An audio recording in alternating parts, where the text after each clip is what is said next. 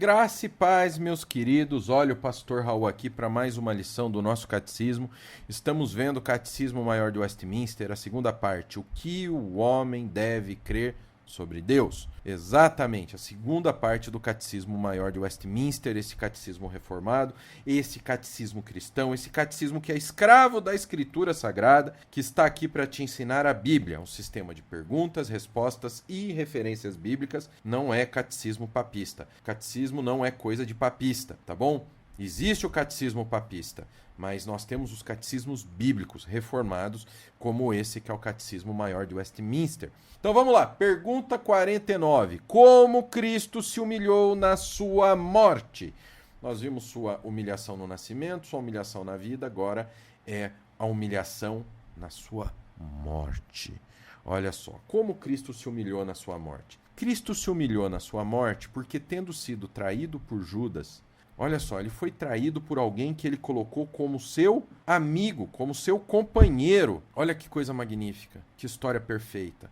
Ele foi traído por Judas, ele foi traído com um beijo no rosto. Imagina se eu e você, com a nossa carne, que nós somos filhos nós temos a carne, nós somos carne. Imagina nós imperfeitos do jeito que nós somos. Quando nós somos traídos, qual é a nossa conduta? Qual é a minha e a sua conduta? Já parou para pensar nisso? E Cristo foi traído por Judas com um beijo no rosto. Quer humilhação maior do que essa? Ser traído por uma criatura, que é como aquela formiga que a gente pisa, mata e a gente nem percebe. Ou a nossa criatura que é como uma barata, que quando a gente dá uma chinelada a gente escuta crack, que ela quebra e acaba, morreu. Olha só, ele foi traído por uma criatura dessa, sem nenhum poder perto dele. Se isso não fosse o suficiente, ele foi abandonado pelos seus discípulos. Aqueles que estavam ao lado, o Pedro, que na hora que os soldados foi lá, ele tirou a espada e cortou a orelha de Malco, que deu aquele show, aquele escarcéu. Olha só, ali Cristo não estava falando para Pedro deixar que sapateasse sobre o evangelho, mas estava mostrando a hipocrisia, porque depois Pedro negou Cristo. A hora que Pedro viu que a coisa estava séria, ele falou que não conhecia Cristo. Os discípulos correram, se esconderam. Cristo foi abandonado por aqueles que ele resgatou, aqueles que presenciaram os milagres, aqueles na qual ele trouxe para perto de si para serem fundamento da igreja. Que coisa, não?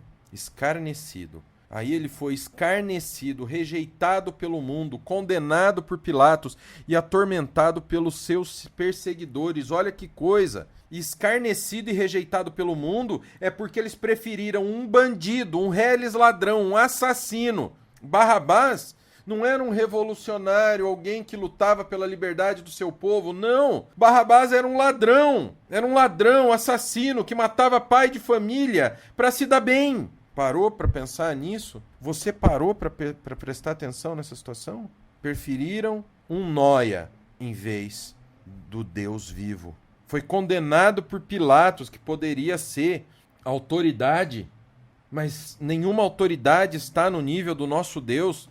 E ele permitiu ser condenado por Pilatos, foi atormentado pelos seus perseguidores, ele foi chicoteado, colocaram uma coroa de espinho. Você não é rei? Então deram uma coroa de espinhos nele, colocaram uma capa nele, cuspiram nele, bateram, machucaram. E ele também lutou contra os terrores da morte, os poderes das trevas, tendo sentido e suportado o peso da ira de Deus, que era minha e sua. Era para mim e para você. O peso da ira de Deus era para nós somos os pecadores. E ele passou essa humilhação toda na morte para pagar o meu pecado. Quando eu deveria suportar o peso da glória, o peso da ira, você deveria ter suportado o peso da ira de Deus. Você. Ele deu a sua vida como oferta pelo meu pecado e pelo seu pecado, sofrendo a penosa, vergonhosa e maldita morte. No quê? Morte de cruz. Ou seja, essa foi a humilhação dele durante sua morte. Ah, pastor, o senhor é legal, hein?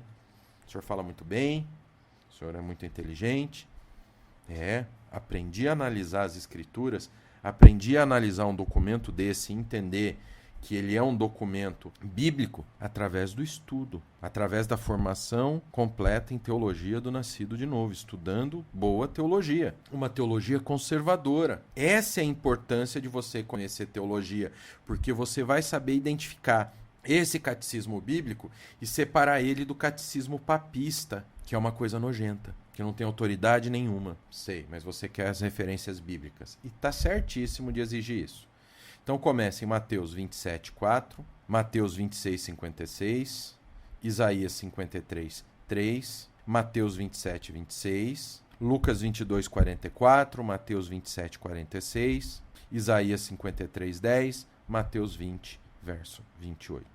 E lógico, Filipenses 2:8 e Gálatas 3:13. Espero que vocês tenham gostado. Esse foi mais um episódio do nosso catecismo aqui no Nascido de Novo. Que o Pai, o Filho e o Espírito Santo de Deus abençoe a vida de vocês. Até a próxima lição aqui do Catecismo do Nascido de Novo, tá bom? Do nosso podcast no nosso catecismo.